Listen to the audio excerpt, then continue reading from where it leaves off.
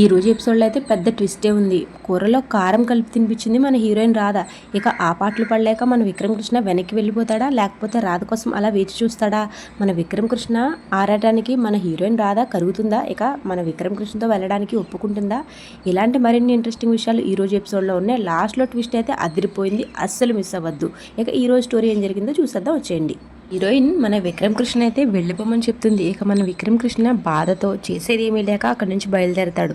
సరిగ్గా మన hero gate దగ్గరికి వచ్చేసరికి తన అత్తగారైన పద్మమ్మ కనిపిస్తుంది.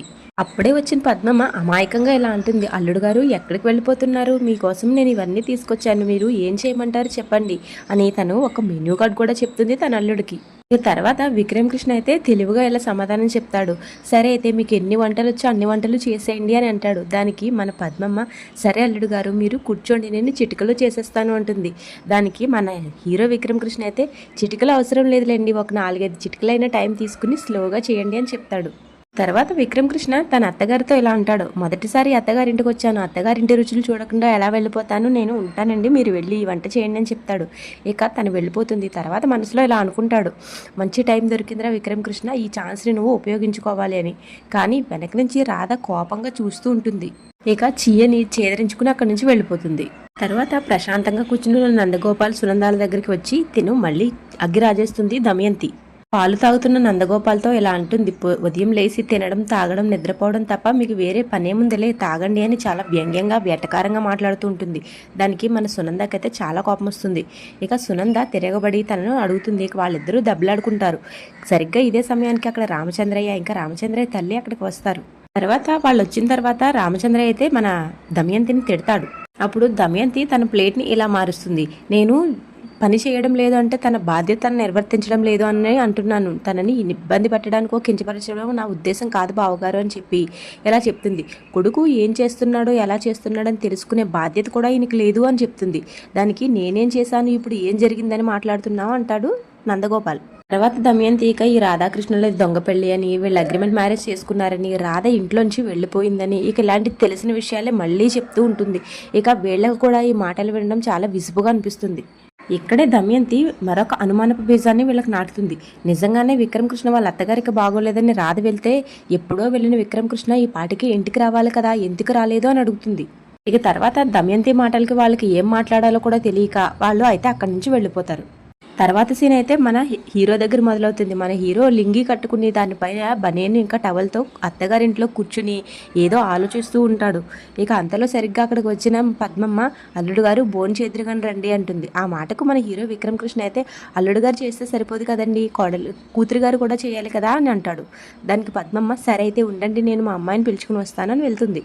తర్వాత రాధని బలవంతంగా భోజనాల దగ్గరికి తీసుకెళ్తుంది తన తల్లి. రమ్మన్నా సరే రాధ నిరాకరిస్తుంది, అందుకనే బలవంతంగా తీసుకువెళ్తుంది. ఇక భోజనం దగ్గర కూర్చున్న విక్రమ్ కృష్ణ అయితే ప్రతి ఒక్క వంటకాన్ని స్వీట్లు పెడుతుంది వాళ్ళ అత్తయ్య గారు. ప్రతి ఒక్క స్వీట్ని కూడా ఆహా ఓహో అంటూ తింటాడు. ఇక ఇదంతా చూసి మన రాధకి కోపం వస్తూ ఉంటుంది. చెప్తా నాకు నీ సంగతి అంటుంది. సరిగ్గా ఇదే సమయానికి మన పద్మమ్మ, అయ్యో నాటుకోడి కూర తీసుకురావడం మర్చిపోయాను, తీసుకొస్తాను అంటుంది. కానీ అదే టైంలో మన హీరోయిన్ రాధ నేను తీసుకొస్తానని అక్కడికి వెళ్తుంది. తర్వాత వంటగదిలోకి కూర కోసం వెళ్ళిన మన హీరోయిన్ రాధ డబ్బాలో ఉన్న కారం మొత్తం కూరలో వేసి కలిపి తీసుకొస్తుంది. తర్వాత రాధ తీసుకొచ్చిన కూరని ఒక్కసారిగా నోట్లో పెట్టుకోగానే మన హీరో విక్రమ్ కృష్ణ అయితే ఫ్రీజ్ అయిపోతాడు. ఇక మన హీరోయిన్ రాధ కూడా ఎలా ఉంది, చాలా బాగుందా, చాలా చాలా బాగుందా, ఎలా ఉంది అని కావాలని మన విక్రమ్ కృష్ణని అడుగుతూ ఉంటుంది. మన విక్రమ్ కృష్ణ పాపం ఏం మాట్లాడాలో కూడా తెలియక చాలా బాగుంది అని కళ్ళ నిండా నీళ్లతో చెప్తాడు. విక్రమ్ కృష్ణని చూసిన పద్మమ్మ, ఏంటి కూరలో కారం ఎక్కువైందా ఏంటి, కళ్ళ నిండా కన్నీళ్ళు ఏంటి అల్లుడు గారు అని అడుగుతుంది. దానికి మన హీరోయిన్ రాధే సమాధానం చెప్పేస్తుంది, అవి కన్నీళ్లు కాదమ్మా, కారం వల్ల వచ్చిన కన్నీళ్ళు, అంతకంటే కాదు, మమకారం వల్ల వచ్చిన కన్నీళ్లు, ఆనంద బాష్పాలు అని చెప్తుంది. పాపం తర్వాత మన విక్రమ్ కృష్ణ ఇంకా చాలు అంటాడు. కానీ మన రాధ వినకుండా ఇక గోరుముద్దలు అయితే తినిపించేస్తుంది. ఇంకా బలవంతంగా నోట్లో చాలా భోజనమే పెట్టేస్తుంది.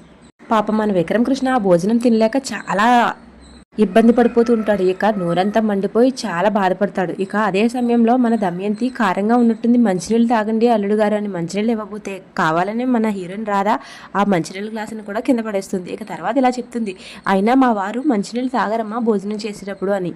తర్వాత ఆ కారం వల్ల మన హీరో విక్రమ్ కృష్ణ మాట్లాడలేక సైగలతోనే చెప్తాడు వాళ్ళ అత్తగారిని లోపలికి వెళ్ళిపోమని. ఇక తర్వాత నేను ఉన్నందుకు అల్లుడు గారు ఇబ్బంది పడుతున్నారు, సరేలే నేను లోపలికి వెళ్ళిపోతానని పద్మ లోపలికి వెళ్ళిపోతుంది. ఇక అత్తగారు వెళ్ళిపోయిన తర్వాత ఒక్కసారిగా పెద్దగా అరుస్తాడు మన విక్రమ్ కృష్ణ. అప్పుడే మన హీరోయిన్ ఇలా అడుగుతుంది, ఏమైంది, మండిందా? నువ్వు చేసిన దానికి నాకు దీనికి 100 రెట్లు మండింది. నువ్వు ఎంత అరిచి గీపెట్టినా, ఎంత నువ్వు ఇక్కడే ఉన్నా నీతో నేను వచ్చే సమస్య లేదు అని ఖచ్చితంగా చెప్పేస్తుంది. ఇంకా నువ్వు కాదు కూడదని ఇక్కడే ఉంటే ఇలాంటి మమకారం ట్రీట్మెంట్లు నీకు చాలానే వస్తాయని చెప్తుంది మన హీరోయిన్.